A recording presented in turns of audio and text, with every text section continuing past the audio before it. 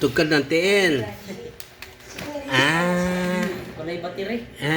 Wala battery? Wala palitan. Oh, hando siya, pangambiyada ka atras.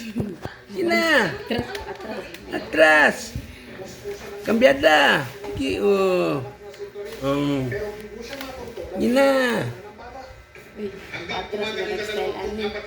Masa maling kalakiha, atras o abante? Nalihian maring pang-atras pangambiyada, oy. Ay. Lipay siya.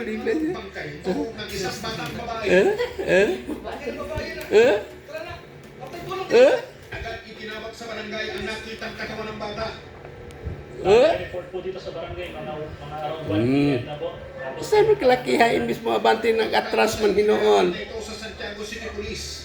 Meron pong concerned citizen na tumawag po sa amin sa office at in-inform po kami na mayroon nga po nakitang lifeless body po ng isang bata sa... Ni kay download na to ni sa YouTube, no? Lipay siya, lipay.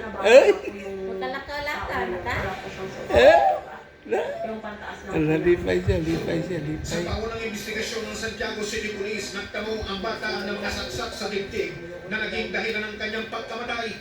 Base po sa post-mortem examination po na sinagawa po ng Santiago City Crime Laboratory Office po, ang naging resulta po niya is hemorrhagic shock naindiyan. multiple stab wounds of the thorax.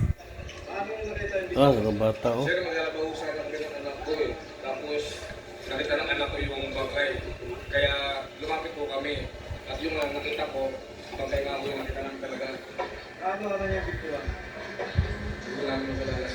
Nagtatanong-tanong na po kami and then meron na rin palang nakapagsabi may namatay actually dito sa Mabirit Bridge. Pinatagpang bangkay ng bata sa tabing ilog. So pinuntahan po nila.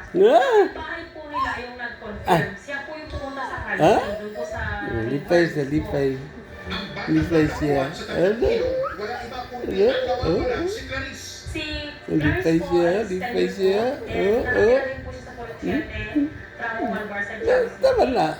Nag-aaral po siya dito sa South Central School. Ito po sa Santiago City. Ano ang nangyari kay Clarice at paano niya sinabi Tao na lipay. Ay.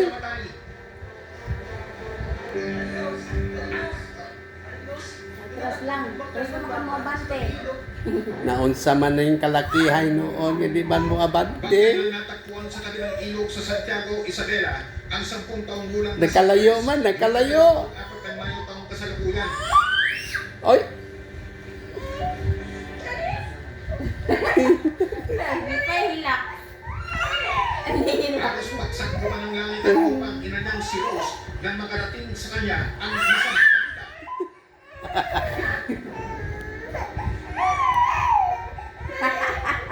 Kuha ataw ni looy kayo. Oy.